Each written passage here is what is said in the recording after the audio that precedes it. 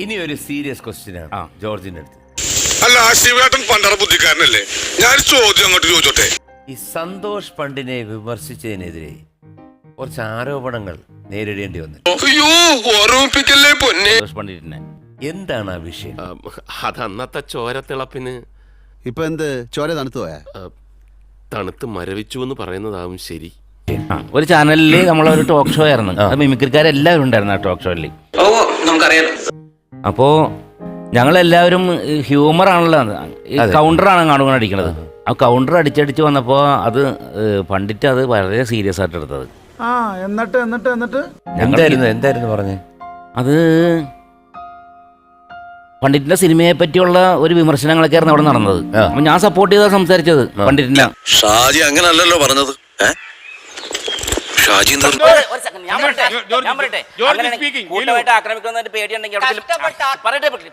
അങ്ങനെ പേടിയുണ്ടെങ്കിലേ ഒരു പ്ലേ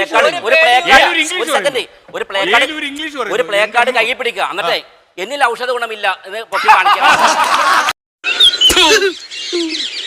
കാരണം വെച്ചിട്ടുണ്ടെങ്കിൽ അതിനകത്ത് ഗ്രൂപ്പിൽ നിന്നിട്ട് ഒരു കൊച്ച്, ഒരു ലേഡി, ഞാനിപ്പോൾ ഓർക്കണ്ട, ഒരു പെൺകൊച്ച് ചോദിച്ച്, നിങ്ങൾ പണ്ഡിറ്റ് നിങ്ങൾ ഇറക്കുന്ന സിനിമകളൊക്കെ വിജയിക്കുമെന്ന് നിങ്ങൾക്ക് എന്താ ഉറപ്പ്?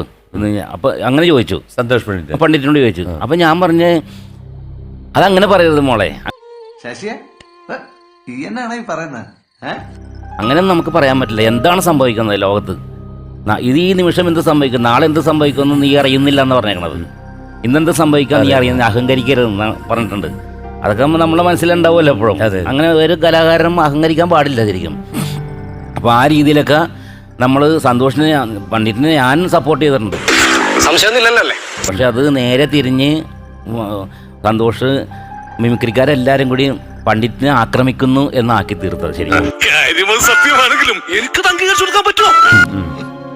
തൊട്ടടുത്തിരിക്കുന്നത് ഞാനാണ്.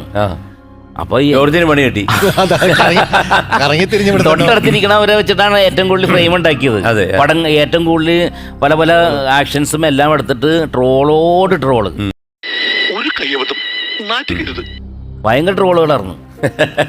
പിന്നെ കണ്ടിട്ടുണ്ടോ? ഇല്ലില്ല, പിന്നെ കണ്ടിട്ടില്ല. എന്റെ പൊന്നോ വേണ്ട, എന്നിട്ട് കാശിലാന്ന് പറയുമ്പോ താരക്കിട്ട് തട്ടാനല്ലേ. എന്തായാലും സന്തോഷ് പണ്ഡിറ്റിന്റെ അടുത്ത ചിത്രത്തിൽ വിളിച്ചാല് ജോർജ് പോകും. തീർച്ചയായിട്ടും പോകും ചേട്ടാ. അതിനെന്താണ് ഒരു ഇപ്പൊ എങ്ങനെയുണ്ട്?